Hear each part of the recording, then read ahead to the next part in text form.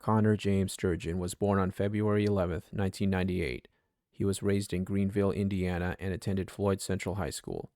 He was a star athlete and a smart and popular student. He played football in the 8th grade and got so many concussions that he had to stay home for the majority of the school year. He even had to wear a helmet whenever he played basketball because he had so many concussions.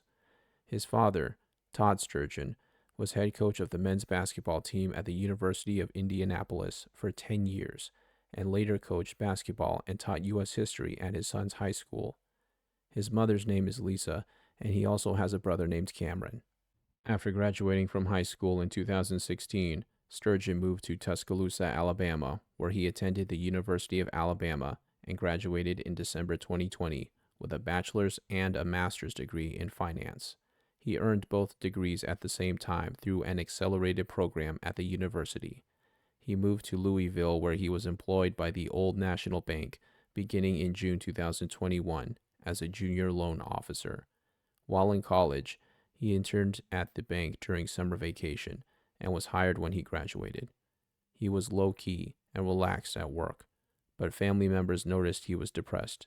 Sturgeon was having problems fitting in at work, and his performance slowly declined. He was on the verge of getting fired. Sturgeon legally purchased an AR-15 rifle from a Louisville dealer. He wrote a note saying that part of his plan was to show how easily a person with mental illness could legally acquire a firearm in the United States. He messaged one of his friends stating that he felt suicidal and added that he wanted to kill as many people as he could. Sturgeon's Instagram account featured mostly pictures of his family and friends, and some dark memes. One had the caption, "I could burn this whole place down." Another featured a gif of a scene from Star Wars The Force Awakens, where the character Kylo Ren says, "I know what I have to do, but I don't know if I have the strength to do it." And a post that said, "They won't listen to words or protests. Let's see if they hear this." On April 10, 2023, Sturgeon walked to the first floor of the Old National Bank carrying his AR-15 rifle. He then started shooting people. Phone calls placed at around 8:38 a.m. from the bank reported an active shooter in the area. The employees of the bank were in a conference room when Sturgeon entered the bank. They heard a click from the rifle right before Sturgeon started shooting at everyone in the room. A nearby employee who had just walked past the conference room at first thought the noise was from construction equipment, but found out the hard way that the noises were from a mass shooting and that he would be the next victim. After the first shots were fired, Sturgeon began live streaming the shooting on Instagram until he was killed by the police. The live stream was then taken down by Instagram.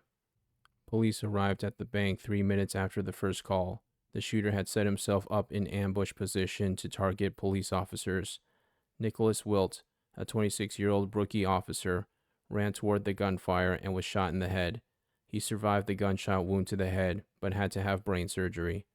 Wilt had graduated from the police academy on March 31st, just 10 days before the shooting. Another officer named Corey Galloway was shot in the shoulder during the standoff.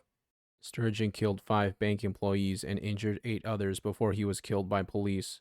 Investigators determined that this was not a bank robbery. He just wanted to kill people. To this day, his motive remains unknown, but some have speculated that his concussions may have led to a mental illness that caused the shooting. His parents told the media, while Connor, like many of his contemporaries, had mental health challenges, which we, as a family, were actively addressing, there were never any warning signs or indications he was capable of this shocking act.